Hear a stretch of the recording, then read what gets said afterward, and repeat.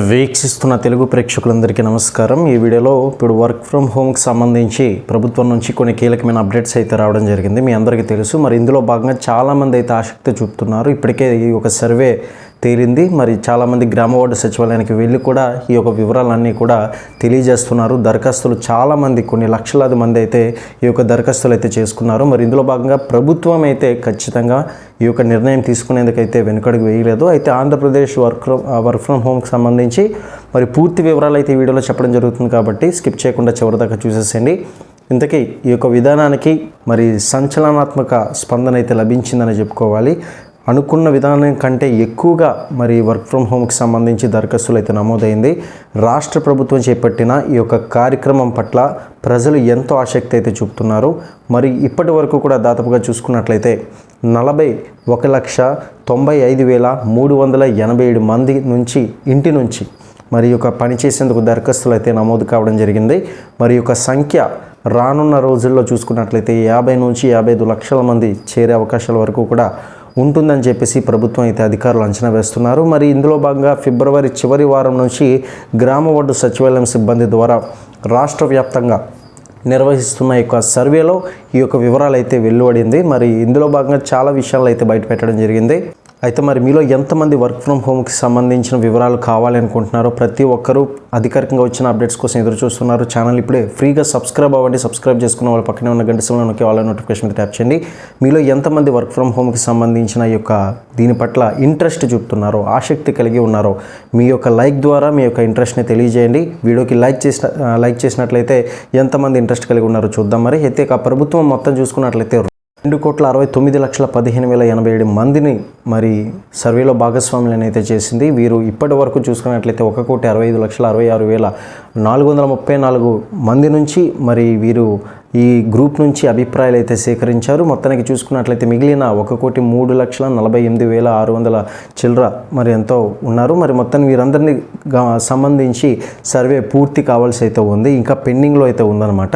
మరి యొక్క సర్వేలో చూసుకున్నట్లయితే 18 నుంచి 50 ఏళ్ళ వయసు గలవారి మరి వీరందరి నుంచి కూడా విద్యార్హత ఏంటి, ప్రస్తుత ఉద్యోగ స్థితి ఎలా ఉంది, ఇప్పటి నుంచి పనిచేసే ఆసక్తి అంటే ఉందా లేదా, ఇంటి నుంచి వర్క్ ఫ్రమ్ హోమ్ కాబట్టి ఇంటి నుంచి పరిస్థితి ఎలా ఉంది, వాళ్ళకి వైఫై ఉందా లేదా, ఇట్లాంటి ఇంటర్నెట్ కనెక్షన్ కోసం అడుగుతూ ఉండడం జరిగింది. మరి ఇంట్లో పనిచేసేందుకు స్థలం ఉందా లేదా, ఇటువంటి అంశాలపైన అయితే సమాచారం అయితే సేకరిస్తున్నారు. ఇప్పటికే దీనిపై చర్చలు ఈ యొక్క సర్వేలు అయితే తేలుతున్నాయి, మీ అందరికీ తెలిసిందే.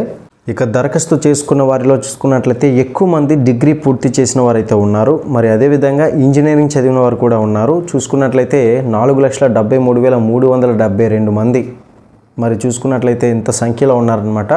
ఇక అదేవిధంగా కామర్స్ డిగ్రీ వారు చూసుకున్నట్లయితే దాదాపుగా 1,82,000 మంది పైగా అయితే మనకి కనిపిస్తూ ఉన్నారు. ఆర్ట్స్ డిగ్రీ చేసిన వారు చూసుకున్నట్లయితే 1,62,573 మంది వరకు ఉన్నారు. మరి ఇతర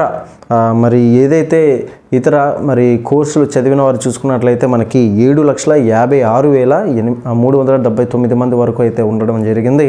ఇక మరి ఎలా అయినా అధికంగా ఈ యొక్క సంఖ్యలో రావడంతో మరి చాలామంది అయితే ఆసక్తిగా ఎదురు చూస్తున్నారు. ఖచ్చితంగా మరి ప్రభుత్వం ఎప్పటికైనా ఇది అమలు చేసి పలానా రోజు నుంచి అయితే ఒక షెడ్యూల్ అనేది పూర్తి చేయాలని, ఖచ్చితంగా అనుకున్న విధంగా ఈ యొక్క వర్క్ ఫ్రమ్ హోమ్ని అయితే అమలు చేసి అనుకున్న విధంగా అందరికీ మంచిగా సౌకర్యం కలిగేలా మరి ప్రభుత్వం ఈ యొక్క ఏదైతే ఈ యొక్క ఆలోచన ఉందో ముందుకు తీసుకువెళ్ళాలని చెప్పేసి అనుకుంటున్నారు. ఇక అలాగే మరి పోస్ట్ గ్రాడ్యుయేషన్ చదివిన వారు చూసుకున్నట్లయితే దాదాపుగా మనకి 2,67,630 మంది వరకు అయితే మనకి కనిపిస్తూ ఉన్నారు.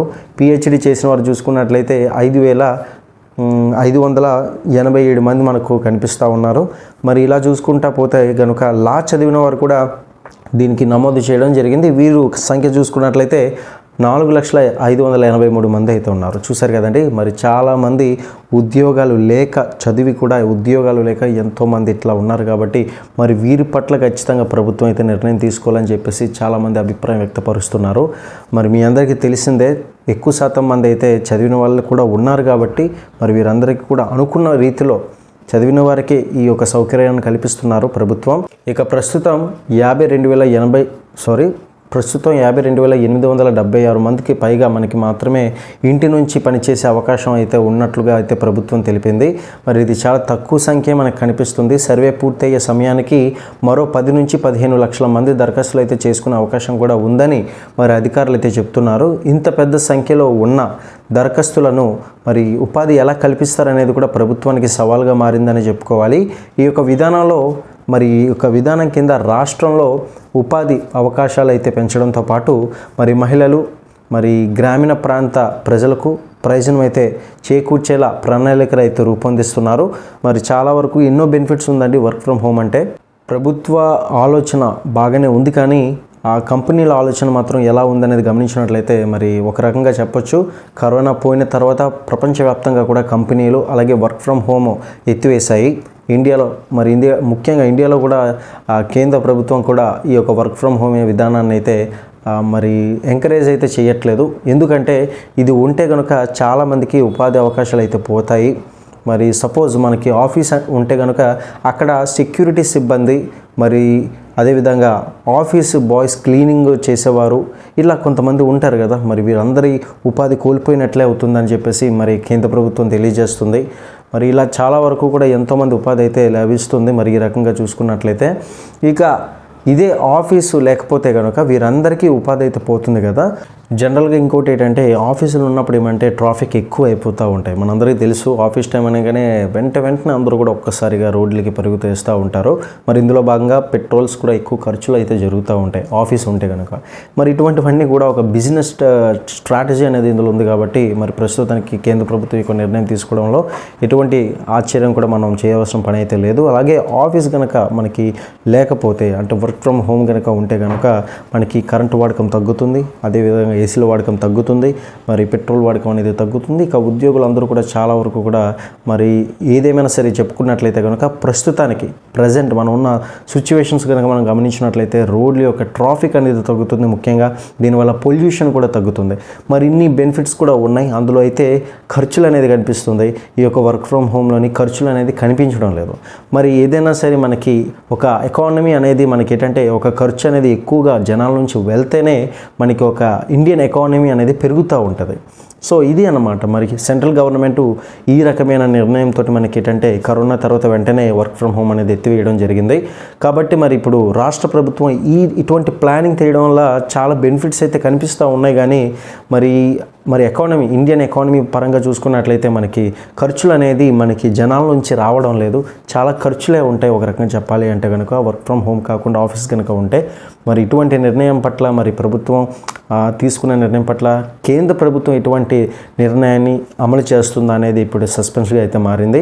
ఇంతవరకు ఈ వీడియో చూస్తున్న మీ యొక్క అభిప్రాయం ఏంటో కింద కామెంట్ సెక్షన్లో తెలియజేస్తూ మరిన్ని అప్డేట్స్ కోసం ఛానల్ని సబ్స్క్రైబ్ చేసుకొని అయితే మీ యొక్క వర్క్ ఫ్రమ్ హోమ్ పట్ల మీ యొక్క ఇంట్రెస్ట్ని లైక్ ద్వారా తెలియజేయడం మాత్రం మర్చిపోకండి. Thank you.